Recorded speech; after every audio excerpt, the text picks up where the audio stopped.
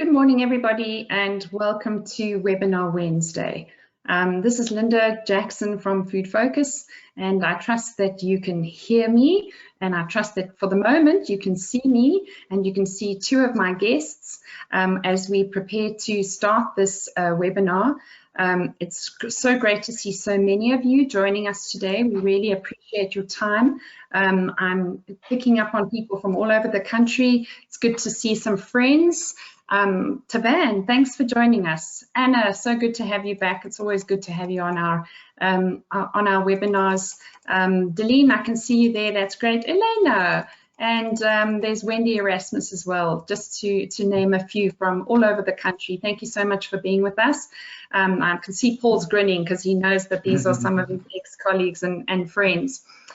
Just need to make sure that everybody understands the rules. So I'm just going to kind of move us out of your way for the time being so that you can actually just, I'm going to shut down our webcams just so that you can see the maximum screen, and then also just to go through the rules for today, just so that you understand how the webinar will actually function. For those of you that have come in, you've come in without you all being muted. In other words, we won't unfortunately be able to talk to you during this webinar, but that doesn't mean we're not interested in what you need to say.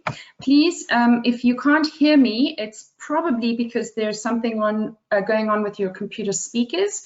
If you've got a headset in, please make sure that that is as selected as the default. To actually be able to hear, not your computer audio. Sometimes it overrides the computer audio. Also, please make sure that if you want to see the full screen, there should be a little red arrow in the top of your screen, which you can just click on in order to make sure that you can see the maximum screen. One other thing, please, we do want to hear from you, and so in terms of making sure that you know what we're doing and you would like to comment, there is a chat window, and when you chat, everybody can see your chat.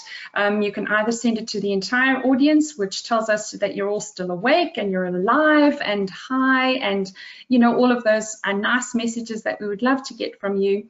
And very importantly, there's also a opportunity for you to ask your questions using the chat window.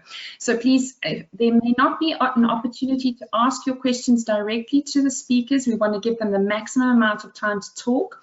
But if you do have questions, we want to know what those questions are, because I will make sure that we get an answer to those questions to the best of our knowledge within an environment that is brand new to all of us, and we will then send that out with the copy of the presentation that you will, a copy of the recording that you'll get within a week. So if you do unfortunately have to take another call or something along those lines, we'll make sure that you get access to the webinar. I think it is an unprecedented time in any of our lives. I think if I consider what has happened in the food industry in South Africa just within the last 3 years since the listeriosis outbreak, it has been a very turbulent time, a lot of change, a lot of ups and downs, and now we find ourselves in the middle of a national lockdown. In this whole situation, the food industry must continue because we are essential services. And many questions have been rolling into the website at Food Focus to ask us for advice, to ask us to point you in the right direction when it comes to service providers, and hence the reason for reaching out to some international speakers to assist us. I must tell you a few things. First being, I received an email yesterday from the Department of Health to say that they are working on formal guidance from the department with regards to food manufacturing, and that will be issued shortly. And I promise you, the minute we get it, we will be sharing that information and asking you to share that information so that we can get the message out to as many people as possible. And so please do look out for that, because we will want you to share that guidance. In the absence of anything formal coming from the regulators, I've asked 3 very special people to assist us by giving us their perspectives and asking them some very specific questions around what's happening within their countries and also how they can assist us from their perspective. So the gents on the right-hand side should be no stranger to many of you in South Africa. I'm sure you all know Paul de Passos, and he's unfortunately living down under and now supporting the wrong colour rugby team, but that's the subject of another debate, Paul, that we will have after the webinar. I then have in the middle Mr. Larry Keener, who is in Seattle currently, so he has stayed up extremely late in order to talk to us, so thank you very much, Larry. And then I have Randy Worobo on the left-hand side, and Randy is from New York State, and he's gotten up very early to be able to talk to us. And so we look forward to hearing from each one of them. And I'm going to now start the webinar by handing over to Paul de Passos to tell us a little bit about what's happening down under. As I said, Paul is now living in Australia. He's currently in Adelaide, but he still is a South African at heart. I sincerely hope so, Paul. Because we really want to make sure that he is, still South African at heart. Paul has 24 years experience within the South African food industry, 15 years of auditing in food and packaging. He's a former FSSC 22000 lead auditor for Intertech, and he is the director of a company called Q Systems, which is a consulting, auditing and training provider that is based in KwaZulu-Natal and still functioning very, very effectively. Paul, tell us what's happening in your part of the world when it comes to COVID-19. Thank you very much, Linda. It's a pleasure to partake in today's webinar, and certainly the COVID virus has been really a mind shift in terms of how we conduct our day-to-day lives. And even here in Australia, even though we're not in a serious lockdown as in other countries around the world, we still have a certain amount of restrictions that they've put in place, and those can obviously be escalated should it need be. So what's the mood like in Australia at the moment, Paul? I mean, what are the current statistics from that you're seeing on your side?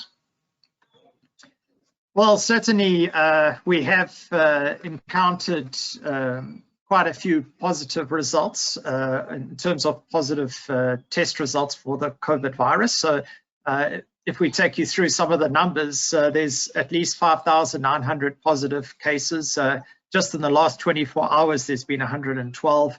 There's been 42 deaths plus another 3 in the last 24 hours, so that's 45 deaths. So you can imagine that this is something that we're not used to here in Australia, having so many deaths in such a short period of time. And so there is this great awareness amongst everyone. Everyone's really tuning into broadcasts every night to find out whether the virus has been contained, whether the numbers are increasing or decreasing in the various states. So if we look at the different states, New South Wales, which is the state for Sydney, has got the greatest number of positive cases, 2,686 there. And then Melbourne, which is the state of in the state of Victoria, they have about 1,158. It's pretty much in line with the population. So Sydney is 4.6 million and Melbourne about 4 million, and the total in Australia is about 25 million. So they account for about 1/3 of the population. And so the numbers are sort of in line with that, proportional. If we look at how the virus has been acquired, is about 65% of it was from travelers or people visiting or people that have been abroad. 23% has been community transmission. So that's within locals, and then the remaining amount is really unknown or under investigation. The real worry, though, is the community transmission, because that is really where it passes from one person to another person within the community, and that is what has really set about the social distancing, and it's almost like a semi-lockdown where people have been asked not to do any unnecessary travel or trips to do anything leisurely out in public areas. So to try and reduce that community transmission, because that's what could really cause the exponential rise in positive cases. Absolutely. Yep. Sorry, Paul. I think it's exactly the same here. You know, hence the lockdown. What's the food industry doing? I mean, how's the food industry reacting? What are how are restrictions affecting the food industry within Australia? So in terms of the food industry, they've fallen back onto their management system, because you know your management system is really what protects you in your food production. So your food safety management system, your ISO systems have got an emergency preparedness procedure. And so everyone's gone to that and said, okay, what do we need to prepare for? And so it's about making sure that you're preventing the spread of the virus amongst the people, your staff, because obviously you can imagine if any of your staff members test positive, you could literally have to close down the entire facility. So the idea is to make sure that everyone that enters the facility is healthy, does not have any of the symptoms, and try and keep it that way. So some of the things that have occurred is the updating of the emergency preparedness procedure, as I mentioned, and that by the directors of the company. So making sure that it's a strategic plan in place. Protocols have also been developed in the event of staff members being positive. So if one member has to be test positive, then what would the company then do? Especially for those companies that are running 24 hours a day, 7 days a week, you've got different shifts. So you should put in some sort of a strategic plan on how you would deal with that. And the idea is obviously this is all about contingency and continuity. So how do you keep your business going without affecting anybody on the outside? And then obviously look at suppliers and customers and the contingency plans around that, because obviously if your raw materials run out or your customers are closing down, then that obviously affects the business.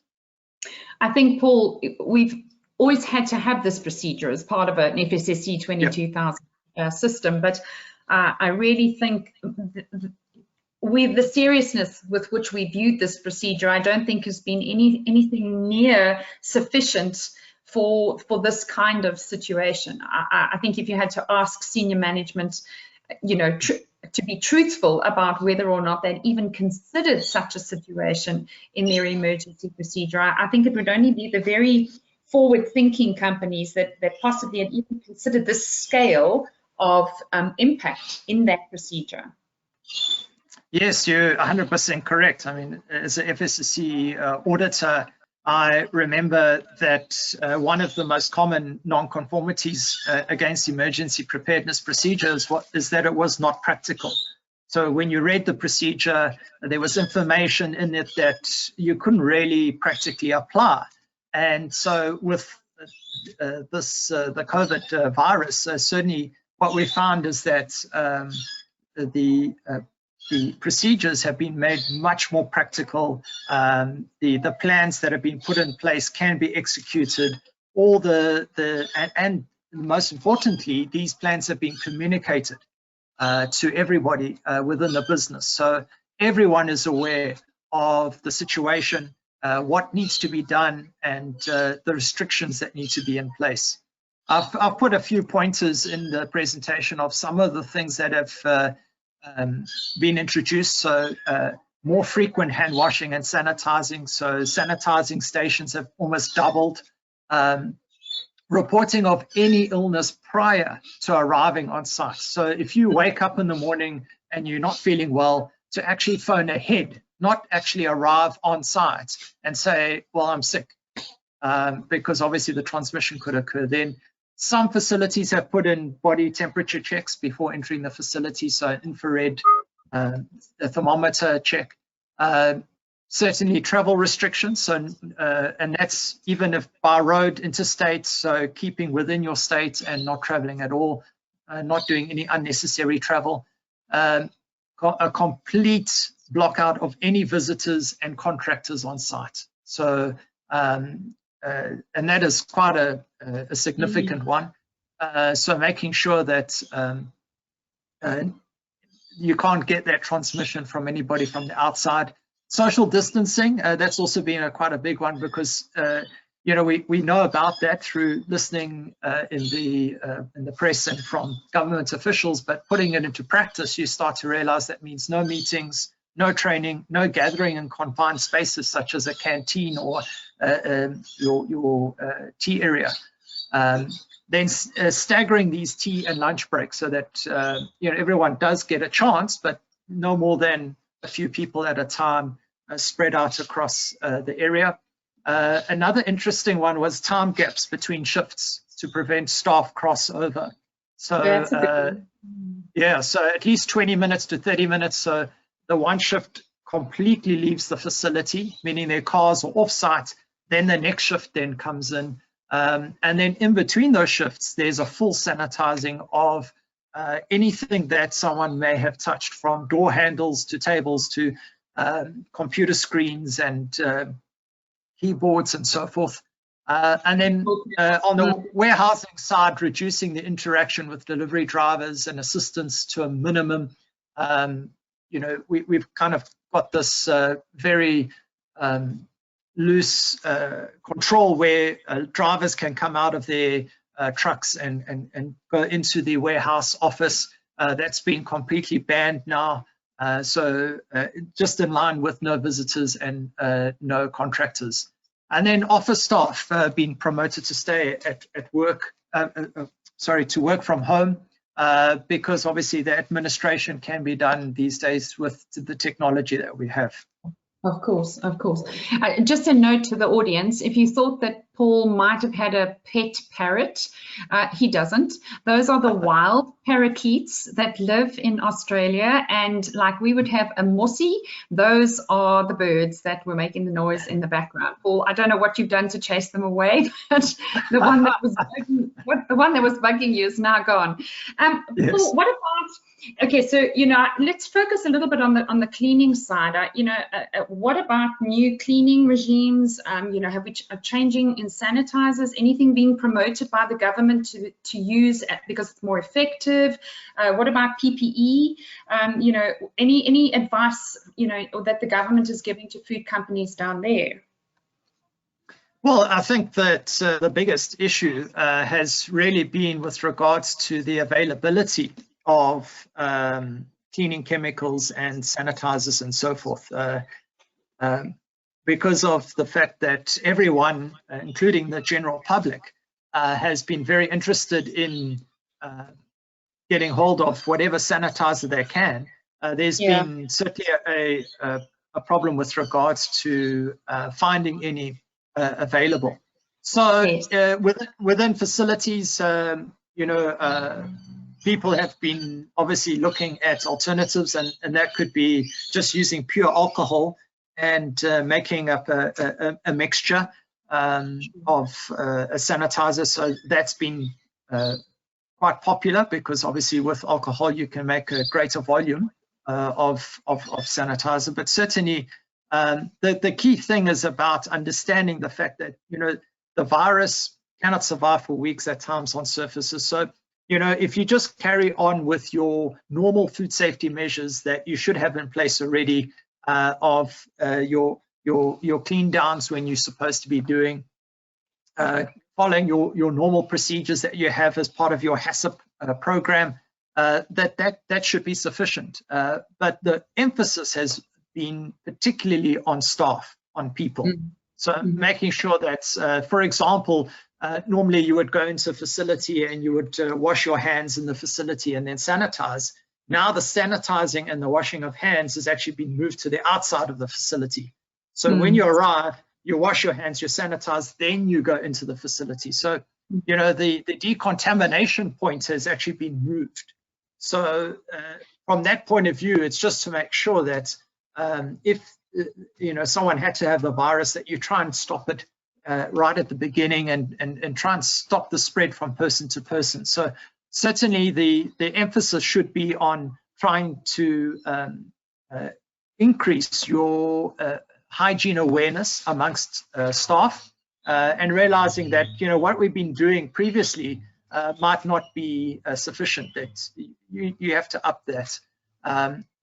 In terms of personal protective equipment, there's been this great awareness about gloves and masks, and just a warning I wanted to put out to everybody is that, you know, if you don't use gloves and masks correctly, that can be a danger in itself, because masks are not widely available. People have been reusing them, the same with gloves, and then also they give you that false sense of security, and then people then don't realize that there's cross-contamination occurring. Because of, yeah. The only difference being you've got blue skin now.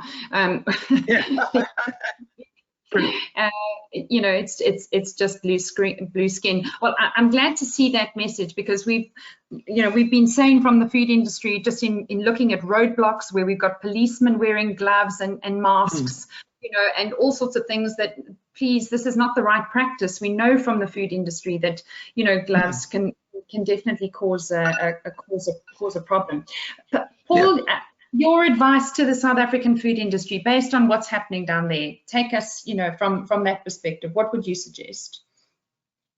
Well, in terms of consumer best practices, I've basically identified there that, you know, from a consumer point of view, it's best to purchase the prepackaged food, because that's been handled in a facility where hopefully they've got all the best practices in place in terms of hygiene and so forth. If you are going to be purchasing fresh produce, make sure that you rinse them thoroughly before placing them into your vegetable rack or fridge.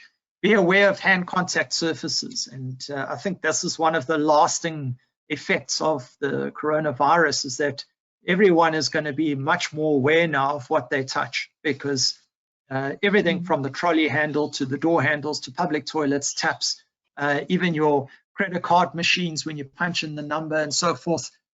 There's so many things we touch on a day-to-day basis that you know, a virus can then attach itself to. Washing of hands and sanitizing more frequently, and then the social distancing. You know, it's if you look at the French and how they kiss 3 times, and now, you know, that's not all anymore. Gone. Yes. Not anymore. Adele says it's against the law. You're not allowed to do that anymore. And then in terms of industry, certainly just be prepared. Lots of planning, you know, plan for worst case scenario and make sure that your emergency preparedness system is in place. Communicate frequently to staff, almost daily. There must be an update. Keep staff aware of what is happening. And then introduce preventative measures, whether they're sanitizing before entering the facility, reporting your illness before you arrive on site, those type of things. And then just be aware from an industry perspective that this is going to be around for a while. This is not a 2 or 3 week lockdown. We're expecting that a lot of these measures you're going to have in place for at least the next 6 months. Thank you, Paul. Thanks so much. It's really good to hear from you. We miss you dearly in South Africa, and thank you for those very practical tips from what's happening down under. No worries. Thank you. No worries, mate. No worries. It now gives me great pleasure to introduce to you Professor Randy Worobo. He is a professor of food microbiology in the Department of Food Science at Cornell University. He's written a lot, more than 150 publications as a result of his research. And this research has become part of industry, because Industries have adopted some of the technologies, including UV, HPP, antimicrobial additives. Oh my word, we've got a lot to talk about, Randy. And as alternative approaches for microbiological safety and quality of food. His program at Cornell focuses on microbial spoilage, non-thermal processing, pathogen transmission, and survival specifically on fruit and vegetables.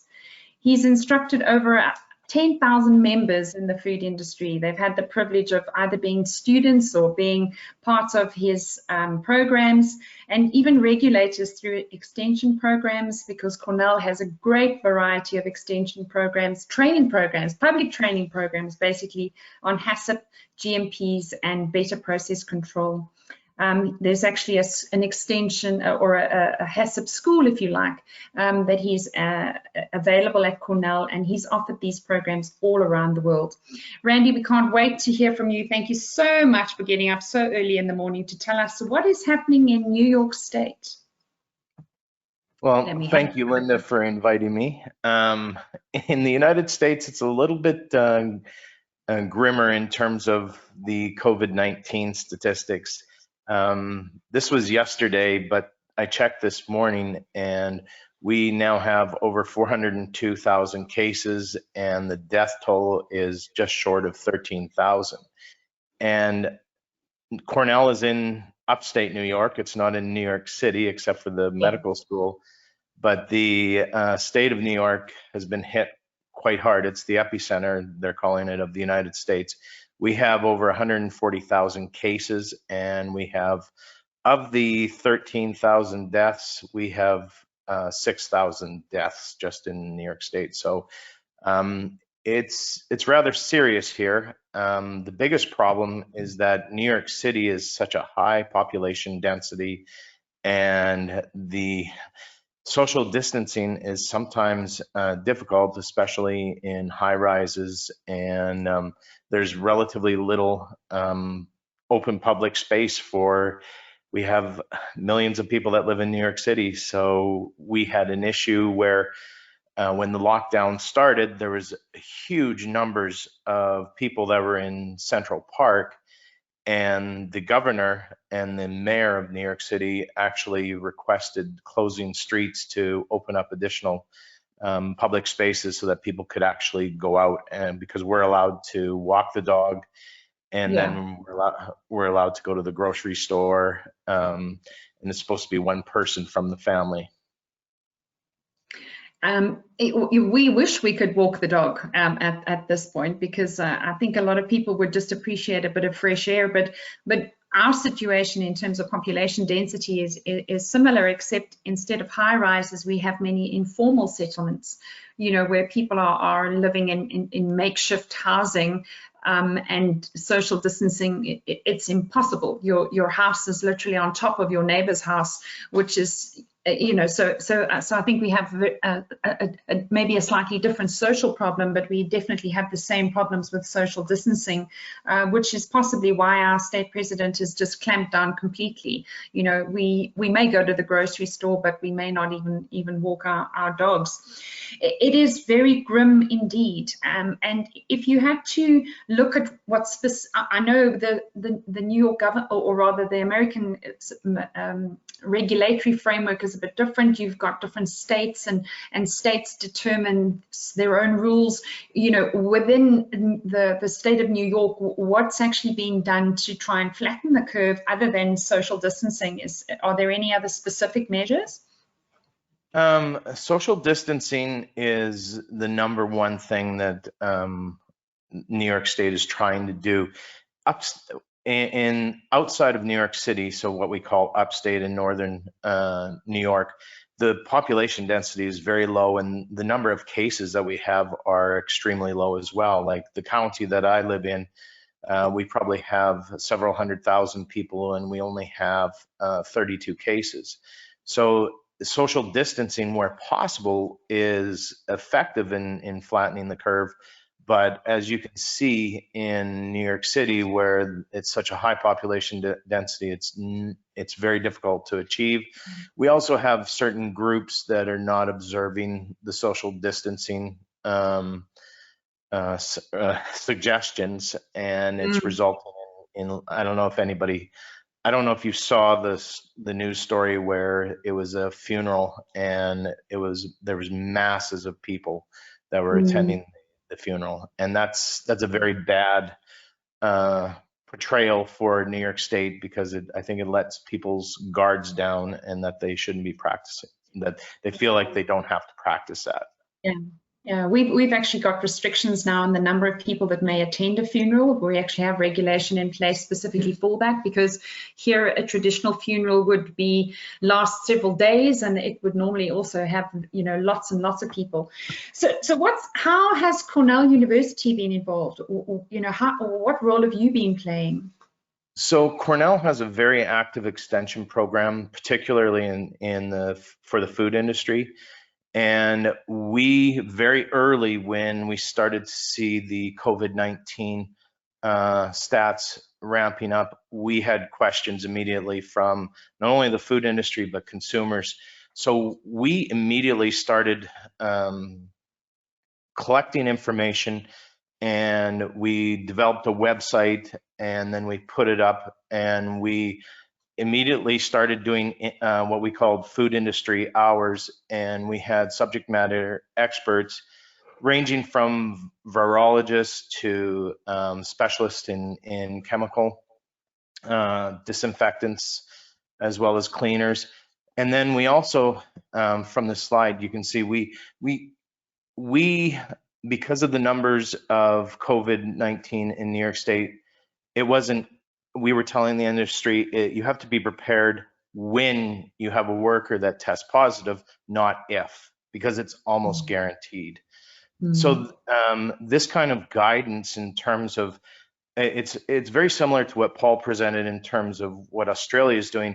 It's the additional on top of the current good manufacturing practices, stressing to the employees proper social distancing, stressing hand washing practices, additional or enhanced cleaning and sanitation efforts, especially for contact points. The other thing that we had a lot of questions about, because it's a novel coronavirus, the industry didn't know what type of disinfectants. So we have all this information on our website, which includes, we specifically target the list N, because this is on the United States EPA list. It's the Environmental Protection Agency, and they're the governing body that approve the use of detergents and sanitizers in the food industry. Yeah. We have a similar body in South Africa. They're the National Regulator for Compulsory Specifications, and they have a list of disinfectants. All disinfectants that are used on inanimate surfaces have to be registered in a similar way to the EPA. The other thing that we've done on the website is we get common questions, and so it's either we get phone calls because we have our office phone numbers forwarded to our home now, or through email, or any questions that we receive on those food industry hour sessions with our subject matter experts. We actually write up the question and we write answers, and it's updated daily on our website. So the two that the most common questions we receive is how to disinfect any foods that you bring in from the grocery store. And the thing is that we try and stress to consumers in the industry that if you do proper hand washing practices and not touching your face and performing social distancing, the risk of having COVID-19 contaminating the surface of a food and then on your hands and getting COVID-19 is extremely low if you do hand washing and avoid touching your face until you've properly washed and sanitized your hands. The other thing that we've had a huge number of questions about is the nervousness from consumers to consume fresh produce. and because they go to the grocery store and they see that other people are in that area. The thing is that COVID-19, based on the FDA and CDC and then the European Food Safety Authority, COVID-19 is not foodborne.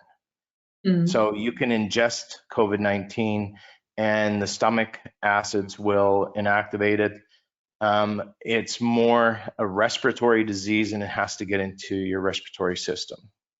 Yeah, we've had similar questions. You know, people asking the same kinds of things. Some of our retailers have taken additional measures to close, open where previously it was completely open, produce was completely open. You know, now it's actually being closed. So there are some measures that are being taken at retail, but the same message is coming through at the end of the day, based on, you know, what we currently know, that it is not foodborne. When it comes to manufacturers, what would you suggest that we do differently? I mean, is there any specific advice coming from Cornell that manufacturers should be considering? So I would definitely, as what Paul recommended, be prepared. Have your emergency preparedness plan in place. Have your such as this. We have a standard operating procedure. This is the documentation that's associated when you have a worker that tests positive.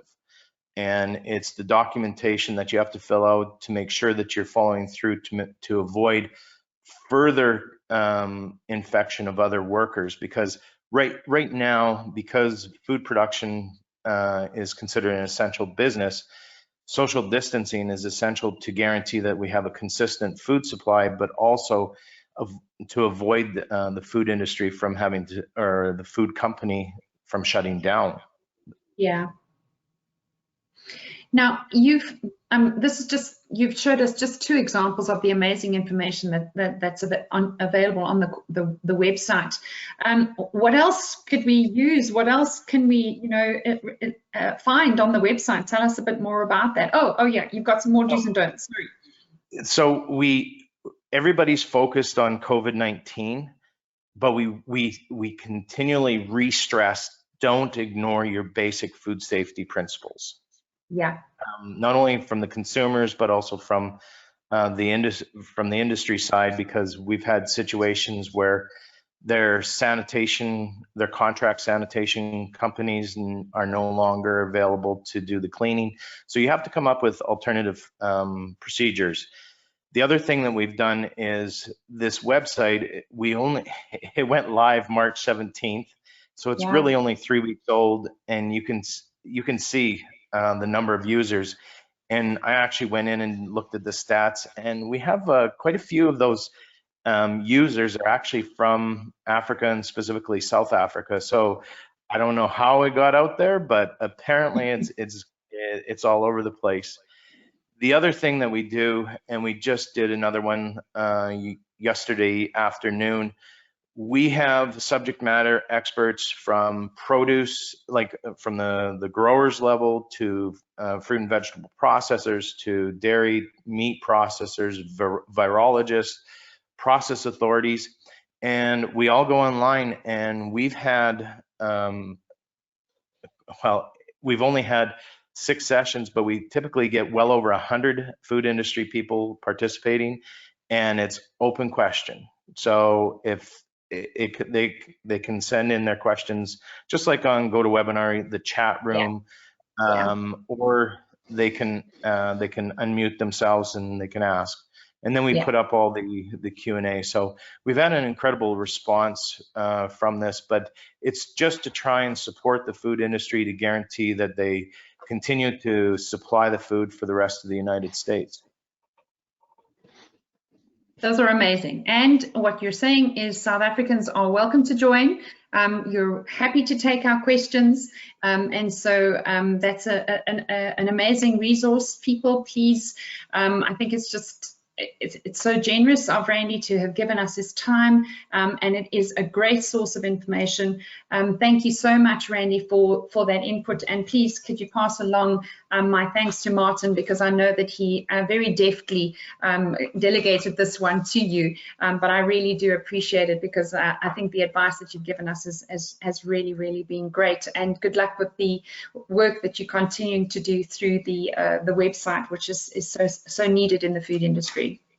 Thank you very much for inviting me, Linda.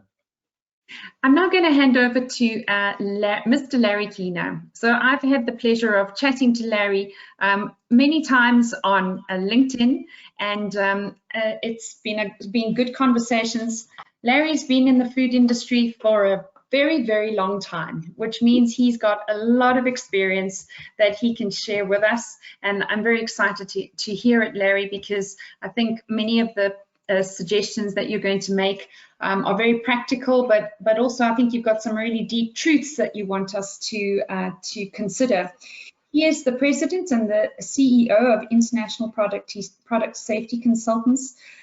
This company has been around since 1996, and it's a global leader in providing food safety and food technology solutions to the food processing industry. He's worked with many Fortune 500 companies, academic research institutes, as well as government agencies. Larry has many awards, and he's written many, many books. He has a long record of involvement both nationally and internationally in food industry issues. He has been on the board of, he's currently on the board of trustees for the IFT Foundation, where he's long been a member. And Larry, I would really just like to thank you so much for taking the time to stay up as late as you have in order to chat to us about how we can manage food production in this really, really complex and volatile time, as you've put it. Over to you. Thank you, Linda, and thanks again for allowing me to participate in this important kind of a meeting. This is, as you said in the opening remarks, we are living in a time of great volatility, uncertainty, and complexity and ambiguity with something that we've been doing quite well for many, many years, and that's making and providing food for our respective nations. This virus, this pandemic, has thrown everything into near chaos, and I'm having a difficult time moving it, Linda. No problem. I'll take over. All good. Okay. All right. So what, you know, in Randy gave the statistics for the United States. When I sent this over to Linda, I thought I'd preface it by saying we had more than 350,000 and more than 10,000 deaths, and the U.S. Surgeon General told us to buckle up because we were entering a very dangerous and very critical phase, and that we should anticipate a surge in cases across the country. In Seattle, Washington, where I live, we were the first state to report active transmission of the infection, and we also had the first reported deaths in the United States due to the virus. The current situation as of yesterday morning, we had more than 8,000 cases in the state of Washington and 370 deaths. But again, like New York City, our population centers are in Seattle and Tacoma and Bellingham, and as you would imagine, with that population density, the biggest share of that morbidity or mortality, morbidity and mortality, have been in that area.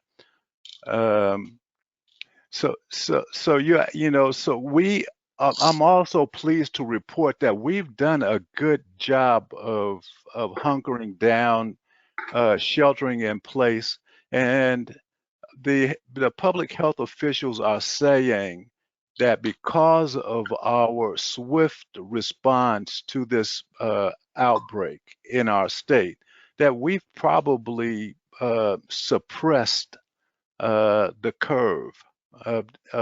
Washington State and California, if you look at the number of cases that we have and what's been projected, we're not quite there, but we're not quite out of the woods either. We have some difficult days ahead. And the food industry, you've called them heroes. Why that? They're simply heroic. I can't think of another word. These folks are keeping the supply chains filled. They're going to work in environments where they are at risk. The industry can do the best that they can to prevent the spread of the virus in the workplace. But the fact of the matter is, Cargill early this morning closed one of its factories. Tyson's, one of America's largest poultry processing operations, closed one of its factories. Unilever closed one of its factories due to the spread of the virus within those operations. So I think that going to work under those conditions, I'd say it's as absolutely heroic.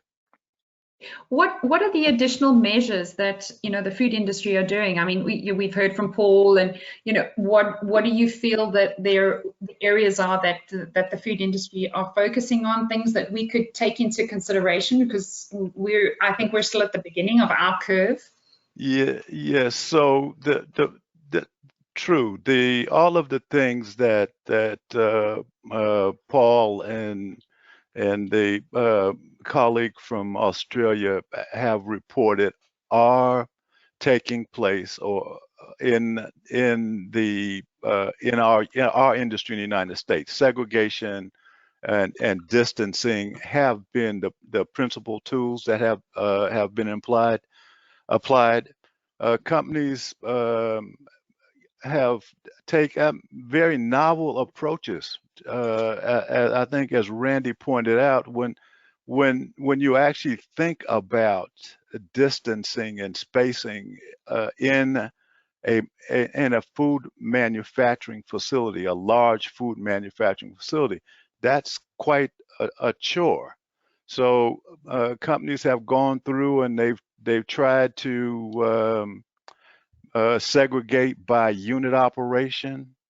And those people working in that unit operation then are chained to each other for the duration of their shifts. They take their lunch breaks together, they take their coffee breaks together, and those groups, the companies are trying to manage those groups to smallest number of people possible. But the impact is again, it's a challenge. It's a very difficult thing to do when you've got a shift of workers, 150 to 200 people working a shift. It's a difficult task to try and go through and figure out how to keep those people safe. I think the industry is doing a good job. You have made an interesting comment about the CDC guideline that was issued this week for the use of masks for all citizens. And I'm on the page now, and it's, I mean, from our perspective, the first problem is we're running out of masks, and we're still at the beginning. But the second thing is the potential dangers associated with risky behavior if people do wear masks. Do you think that this guideline could actually create some problems?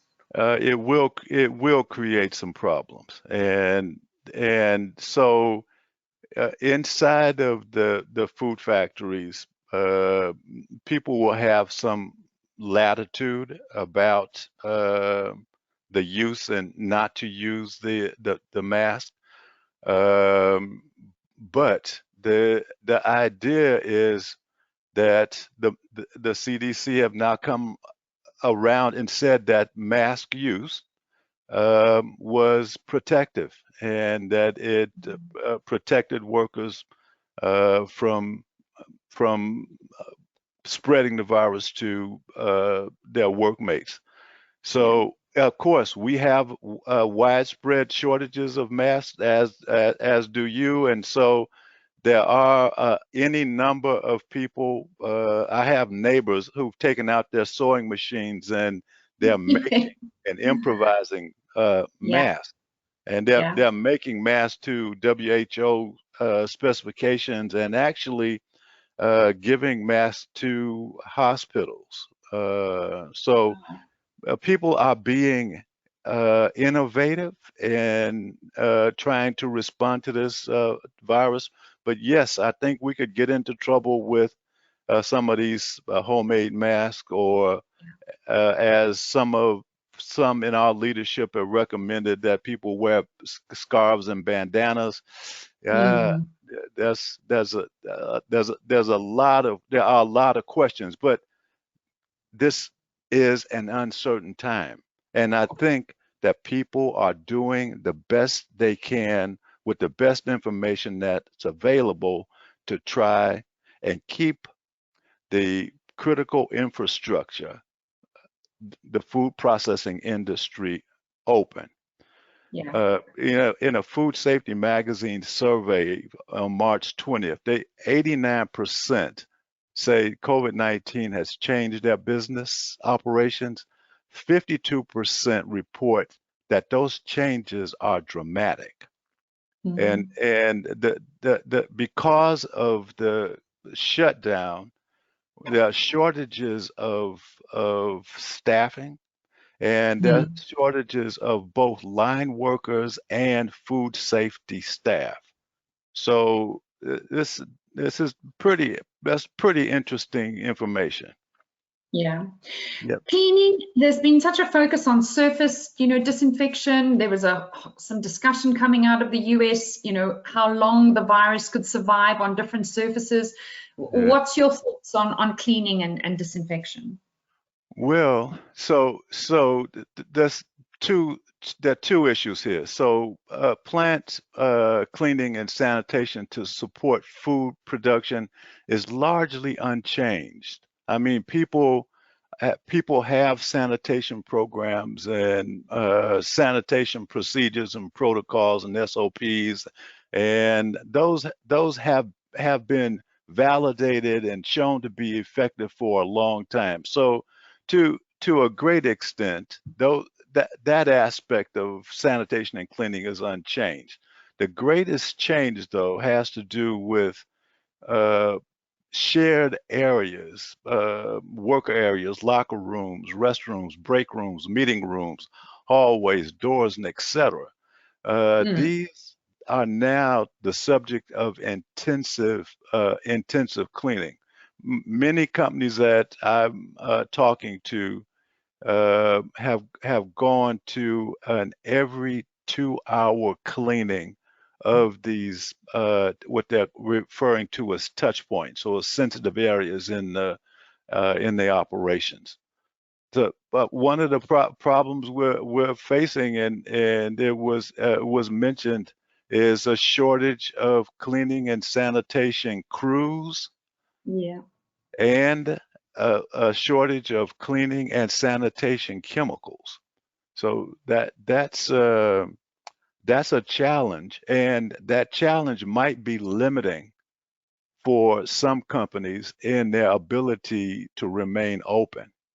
So 37% of them are saying that 37% of the companies in the survey said that they could stay in business for 1 to 6 months under current operating constraints. It's a sobering thought, and I think the time to mobilize alternative mechanisms. I mean, UV, for example, Randy, like you were saying, you've been involved with alternative options. Maybe it may be the time to move quickly on some of these aspects. A little in terms of what's happening in your grocery stores, how again, the same message coming through, the virus is not transmitted via food. Also panic. Yes, people, exactly the same reaction. People looked at fresh fruit and vegetables in a very different way than they had in the past. And they saw people handling and touching and the normal consumer habits when trying to buy fresh fruit and produce. You're trying to get that just right apple, that just right head of lettuce, and so people were concerned.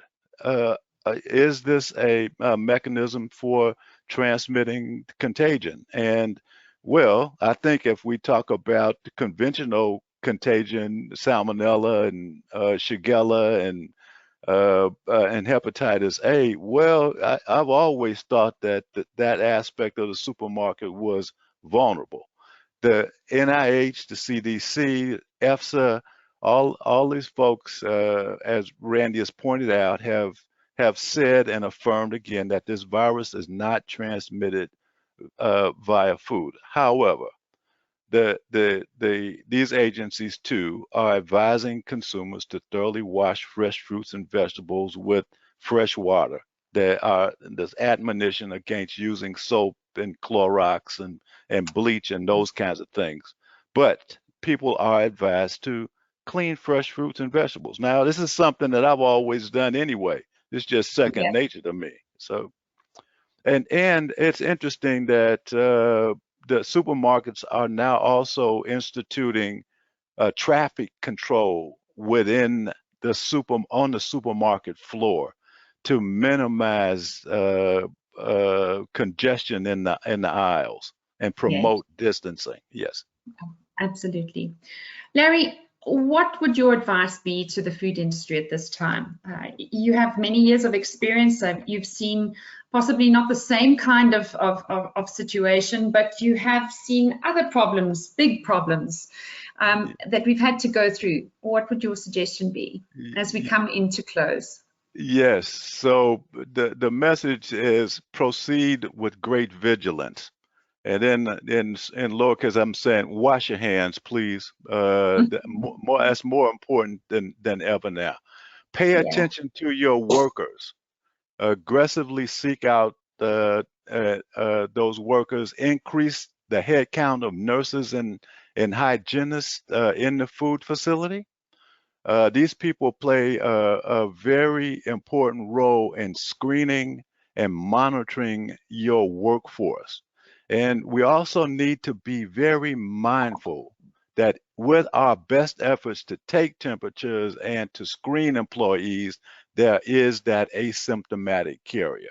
So educate the workers about the virus, increase hand hygiene, develop schemes to segregate the workers into small groups, maintain isolation by group during breaks, lunch, locker rooms, intensify cleaning and sanitation in high traffic, common use areas, reevaluate the GMPs through the lens of the pandemic, including traffic control in sensitive production areas, control of portable utensils across the factory floor, HVAC and air quality. I'm saying that we should probably seek a MERV rating greater than 13. This is pretty standard within the industry for ready-to-eat food products, and in conjunction with greater than 5 air exchanges, complete air exchanges per hour. Now, this occurs to me to be a very important step in preventing the spread of the contagion in the factory. restrict staffing to the absolute minimum, prohibit non-essential people, develop contingency plans now for purchasing, cleaning, and sanitizing materials. Yeah. I think that a lot of folks are going to be in trouble near term because of the lack of availability of these cleaning and sanitation materials. Yeah, absolutely. Very, very good advice, Larry. Thank you so much. I think the air quality aspect, a very specific and technical point that I think, you know, the engineers need to pay very specific attention to. Gentlemen, we've run out of time, and I wish I had more time, because I could listen to you for at least another hour, talk about your experience and the great ideas that you have. I just would like to add one last point, and that is, don't forget about the cleaners. I think in many South African companies, we have operational staff and then we have cleaning staff. The cleaning staff are under at even greater risk. Can we please pay attention to how we take care of them, making sure that they are receiving the highest level of training, because they're having to clean surfaces and they are really doing the work that, you know, many of us don't even think about because they do it for us, but are they not at the coalface of potential infection? I would like to thank my guests very, very much for your time, your sacrifice. Thank you so much for sharing so generously of your information, your expertise. We really, really do appreciate it. So a hearty South African thank you to each one of you, and we hope to have you on a webinar again in the near future. To all of you that were listening, thank you so much for joining us, and we'll see you next week for the next webinar Wednesday. Thanks from Food Focus.